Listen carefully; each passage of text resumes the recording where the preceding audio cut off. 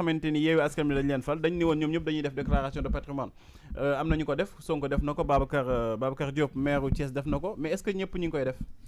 En tout cas de ñoom ñoo fi gën a fës muy Sonko ak docteur Babacar Diop je pense que ñoom tamit xam nga dañu ne une nouvelle ère la ñu ubbi noonu ak les élus de yow mooy édile yu bees yi ñoom ñëpp donc ñi ngi xaar xëy na ñàkkul ñoom également dinañ suivre le pas di topp rek ci ginnaaw ñoom Sonko ak docteur Babacar Diop.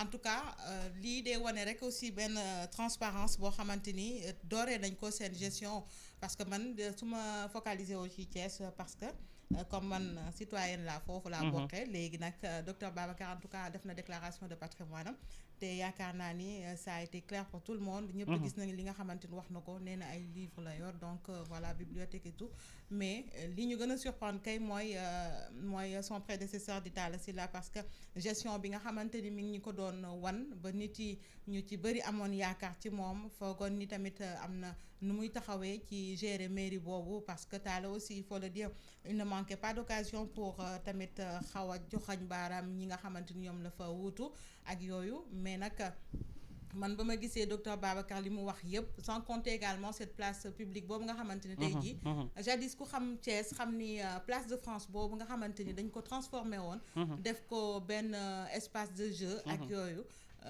place publique la woon avec un jet d'eau place bu rafet sax wax dëgg yàlla ndax guddi gi da ngay gis waa Thiès yëpp dañuy doxantu si ñëpp ñëw foofu comme bu amee benn manifestation ou bien fin d'année bu amee et tout ni ñuy regroupé woo ci promenade des Thiessois place de France bi tamit dafa nekkoon la même chose mais tey jii ba ma ko déggee ci déclaration mu ni daf koy delloowaat ni mu meloon c'est-à-dire defaat ko une place publique boo xamante ni ce sera vraiment une place qui est ouverte à tout le monde toutes les populations loolu moom du ñu def lu dul saluer lu mel noonu parce que loolu la ñuy xaar également ci dëkk bi ndax Thiès bëri na naam ay espace mais espace yi aussi dañ ko aménagé wul def ko ba nga xamante ni population dinañ ci mën a jëriñoo tey jii nag wax na également lu aju ci gestion bi li nga xamante ni ci wàllu carburant bi wax nañ ko ak yeneen xaalis yoo xamante ni nee na lii peut-être dafa am xaalis yu ñu ameel ay particuliers ñoo xamante ni ñëwuñu mais dañoo ñëw wax ni mairie bi ameel na leen lii mais il faut que ñu indi ay preuves comme ni mu ko waxee donc loolu également ça montre la volonté du nouveau maire bi ñu am je pense que population yi bu ñu ko ci jàppale ak le conseil municipal man daal en tout cas j'ai foi en lui et yaakaar naa ni aussi dina am beneen air bu bees boo xamante ni nañ ko dund à Thiès parce que du doon benn air clanique boo xamante ni ku ci nekk da ngay ñëw am ñoo àndal ci biir conseil municipal bi am sa groupe ñëpp xàmmee leen xam ni diw kiiwu maire bi la et tout mais tey jii dafa boole ñëpp pour ñu liggéey Thiès donc je pense que Thiès waaye ñoo ci bénéficier wu et ça doit servir d'exemple je pense ak yeneen maire yi. D'accord ñu continuer ak Dakar Georges Nassa yaa fi dëkk Dakar.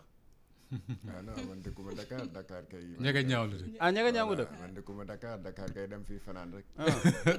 liggéey moo ma booleeg Dakar. kon xamoo sa maire bi nagam def na déclaration de patrimoine. Barthélémy Diaz wala sa maire fële sa ñaga ñaaw ban commune la ne ban département la ne. Mbour mais boy yow nag Pape Malick Pape yow nag da nga war a jàng yooyu yow tamit loolu tu n'as même pas besoin nga ma koy laaj defal benn clic ci sa téléphone rek nga xam foofu la nag. ñaga ñaaw c'est le plus grand village du Sénégal actuellement. dam la vexé nii. non du tout man kay yow kay li ngay. mais boo xamul sa village tamit du crime de. 500 et quelques villages. ñàkk xam Ndiaga Niao moom crime la.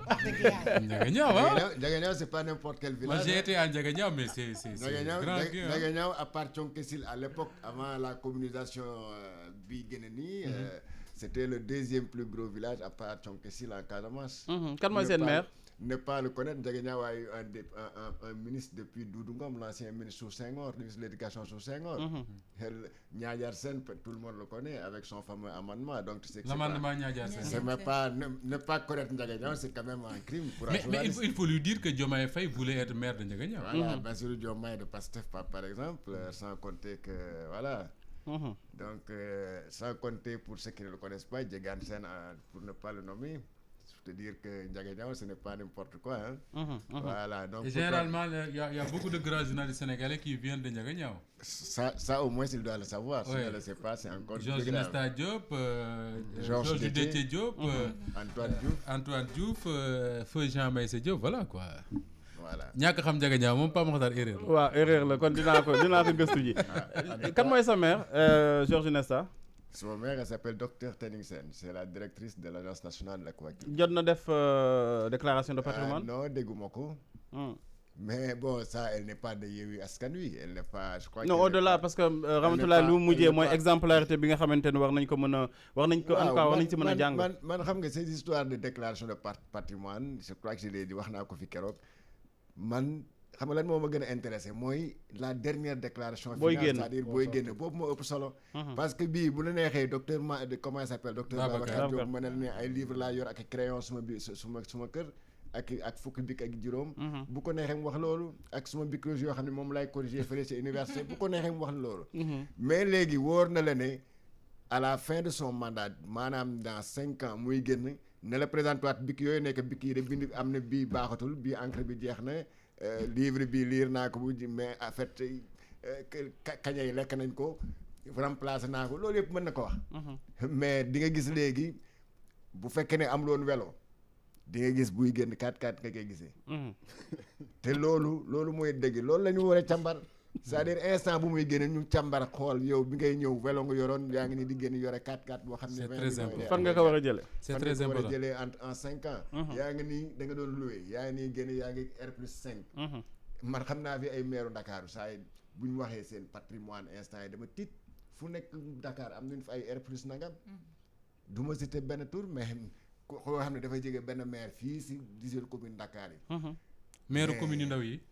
commune yu ndaw yi buñ la waxee tey buñ la nee booy doxantoog nit mu ne la gis ne immeuble bii diw moo ko moom bii moo ko moom bii moo ko moom. mais dans des quartiers yoo xam ne c'est des quartiers huppés yoo xam ne mënatoo fa gis sax lu ñuy jaay parce que Dakar pour nga gis fi une parcelle de terrain boo xam ne dafa libre. bëreetul parcelle tout est occupé yow boo dem tey Médina ba gis fekk parcelle.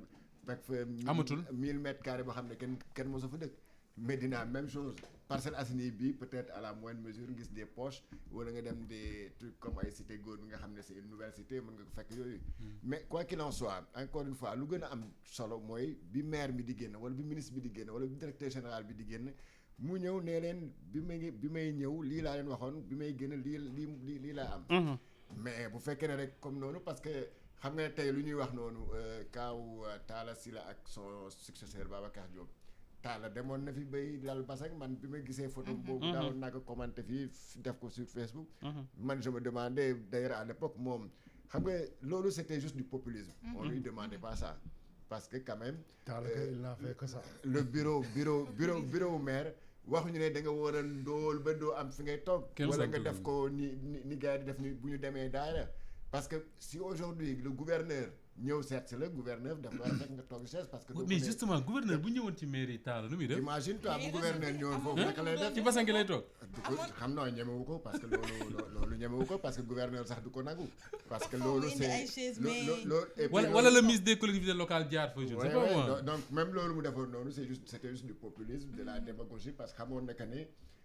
Le bureau c'est au-delà de sa personne. Mais le bureau c'est une institution.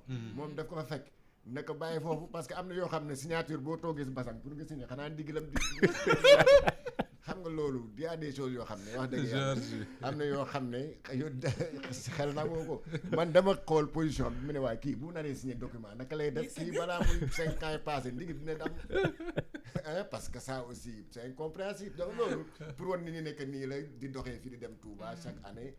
te balaa ngay yegg màggal gi jeex te oto yi ne fi. oto yi ne fi te loolu sax di ko doon def rek parce que ay oto ñoo ko doon topp di moo la doon def guddi gi di ko doon topp. mais maintenant si à l'arrivée on te dit que 70 millions c'est essence. kon moom fan doon jëm moom il n'est pas conséquent avec lui-même parce que bu fekkee ne bureau bi ay basang lay tëdd buy déplacé wu na wut charrette rek essence bi du dem fenn. wala mbaam mu suur. il faut être conséquent man bu may jël yenn décision yi. saretu mbaam lay takk bu may dem déplacé wu ni woon waa dëkk bi man daal gestion sobre et vertueuse ak boo xam ne. mais Georges gestion sobre et vertueuse ça ne veut pas dire ça. Mais absolument. Ça c'est un peu du n'importe quoi. Il faut respecter l'institution. C'est comme si aujourd'hui un président la arrivé ne man su may doxantu si rek damay dox. wala vélo laay doxee si biir dëkk bi. wala ngay naan bon waaye ministre là mais je vais marcher non ça c'est manquer de respect à l'institution wala yow sax da nga xamul lan mooy institution bi ngay incarner. d'accord parce que am na yoo xam ne boo nekkee ministre wala boo nekkee président mën nga am quelqu'un bu seet si sa homologue bu jógee Guinée bu jógee Côte d'Ivoire bu ñëwee daa bëgg au moins mu fekk le minimum de respect te minimum de respect boobu mooy nga teral ko fi nga koy toogal. dëgg la yow bu fekkee ne tey da ngay nekk sa kër nga ne man de dama je suis en soufi dama nekk koo xam ne vraiment diine bi rek la ngay toroxlu ma seet si la nga tegal ma banc yooyu gars yi di menuisier yi defar fii si tali bi di banc yooyu daal ba ñuy añee waaw nga tegal ma ko nee ma kaay nag toog dinaa la wax ne Pape boo amul seet su ma ndig mënul toog fii dëgg dinaa la ko wax sinon du ma ñëwaat sa kër ci fula voilà mais malgré tout nag Pape Makhtar moi je considère que ni la déclaration de patrimoine reste importante mais bien sûr man je ne suis pas de Thiès dëkkuma Thiès mais xam naa Babacar Diop quand même bokk na ci acteur politique yi ma gën a xam ci réew mi te bi mu waxee ne patrimoine am di ci ëpp ay livres laak yu koy noonu ça m'a pas étonné parce que nit la koo xam ne moo tax maa ngi tooñ Ramatoulaye ne ko bu mu nekk ca maire ba di philosophie koo xam ne l'université jàng moo ko ak jàngale moo ko gënal lu mu mënti am c'est vrai donc mu déclarer un tel patrimoine du ma jaaxal beneen bi mooy dama gis ne li mu wax ci conférence de presse boobu mu defoon à Thiès dafay prouver quelque chose que ni suñu collectivité locale yii muy bu Thiès ak beneen ci am suñu ko gérer ni ñu ko war a gérer mën na am xaalis bu mairie bi liggéeyee am na potentiel parce que imaginez entreprise yu mag yi nga xam ne ñoom la tudd ne ñoom ñoo nekk Thiès installé wu ci ay places publiques yoo xam ne Thiès waa yëpp ñoom ñoo ko bokk la ñuy fay daanaka maire bay jaay gerte caaf à côté la même chose lay fay wala quelque chose comme ça mais yooyu yu jar a taxaw d'autant plus que wax na ne y a un décret du président de la République boo xam ne moom moo fixé lan la ñu war a fay ci mètre carré bu nekk ci yooyu nga xam ne moom la entreprise yu mag yooyu tudd occupé mais loolu dafa war a nekk un débat bu dépasser la ville de Thiès intéresser toutes les collectivités du Sénégal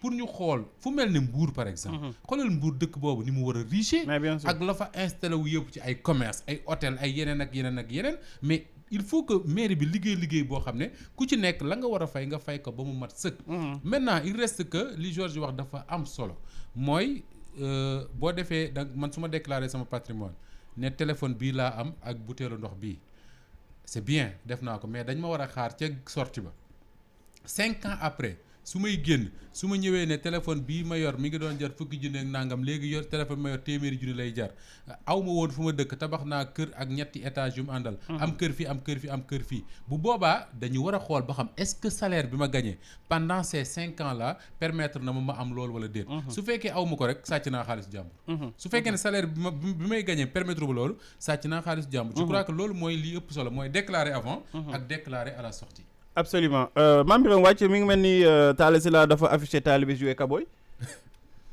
waaw et c'est le mal de nos hommes politiques parce que souvent li ñuy wax ak li ñuy wone ak li ñu nekk dëgg du bokk. te bu ñu toogee tey ba jàpp homme politique yi quelque part ne seen parole amul benn valeur. c'est parce que dañ leen a yàgg a déglu. te seen wax yooyu ñuy wax du safaanoo du ànd mukk ak yenn gestes yu ñuy posé. Talla